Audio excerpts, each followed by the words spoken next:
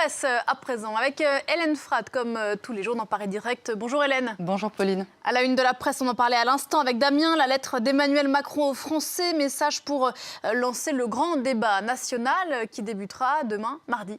Français, vous avez un message du président, une lettre relayée par vos journaux, dont Ouest France, qui fait état de la multitude des sujets abordés par le chef de l'État, la fiscalité, la justice sociale, les services publics, la transition écologique notamment.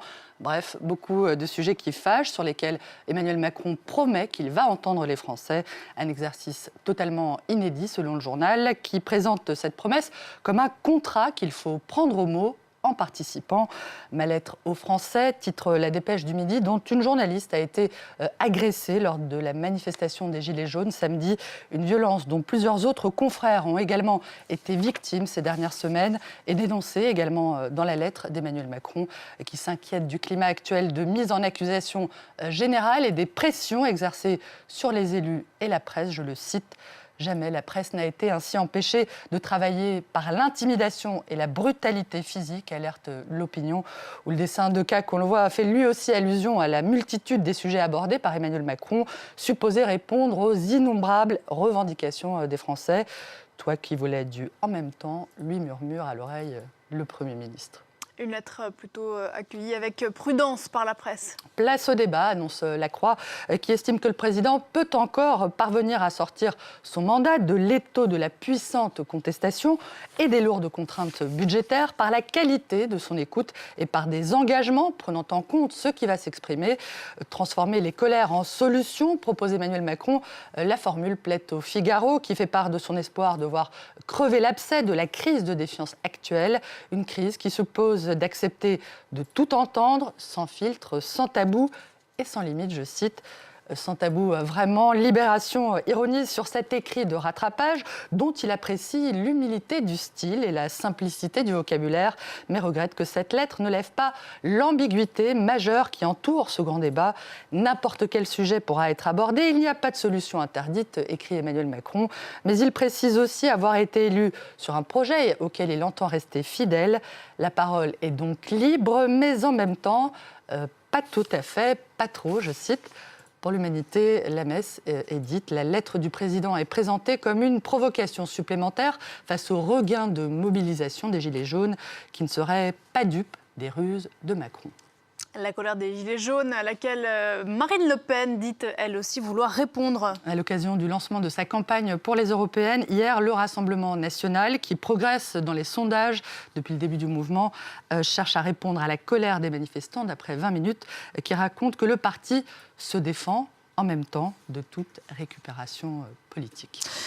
Voilà pour la France, mécontentement social également au Bangladesh où des milliers d'ouvriers ont de nouveau manifesté hier pour demander de meilleurs salaires. Mobilisés depuis 7 jours, ces ouvriers du textile qui confectionnent des vêtements pour les grandes chaînes d'habillement mondiales comme H&M, Walmart, Carrefour et Aldi ont affronté, on le voit hier, violemment les forces de l'ordre d'après New Age qui rapporte que le gouvernement a annoncé une nouvelle hausse des salaires après l'augmentation de 50% annoncée au début du mois.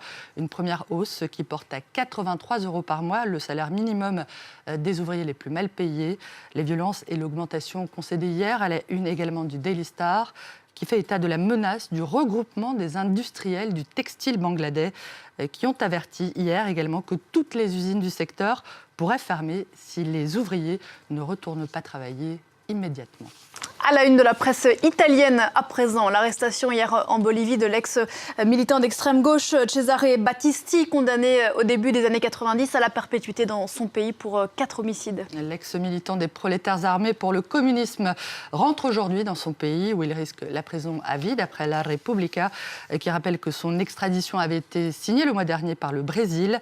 La nouvelle de cette arrestation est saluée, Pauline, par l'ensemble de la presse italienne, de la Verità, qui annonce que le terroriste Battisti, je cite, rentre avec les menottes. Merci, grazie.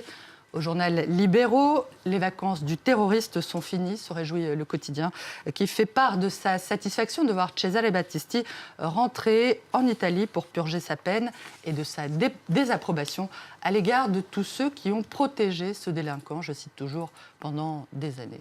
On va pas se quitter là-dessus. On ne se quitte certainement pas là-dessus. Avant de nous dire à tout à l'heure, je vous propose de jeter un cil au Monde qui nous apprend qu'une équipe chinoise vient de confirmer une hypothèse de feu Charles Darwin. Oui, les femelles préfèrent les mâles bien cérébrés, les mâles intelligents. En tout cas, chez nos amis les perruches, qui confirment que le sexe faible accorde ses faveurs aux membres du sexe fort les plus malins, ce qui leur permet de doper l'intelligence de leur progéniture, de l'espèce. Cette étude ne fait pas état, en revanche, Pauline, des préférences masculines. Merci beaucoup, Hélène. À tout à l'heure dans Paris Direct. À propos de mâles bien cérébrés ou d'humains bien cérébrés tout court.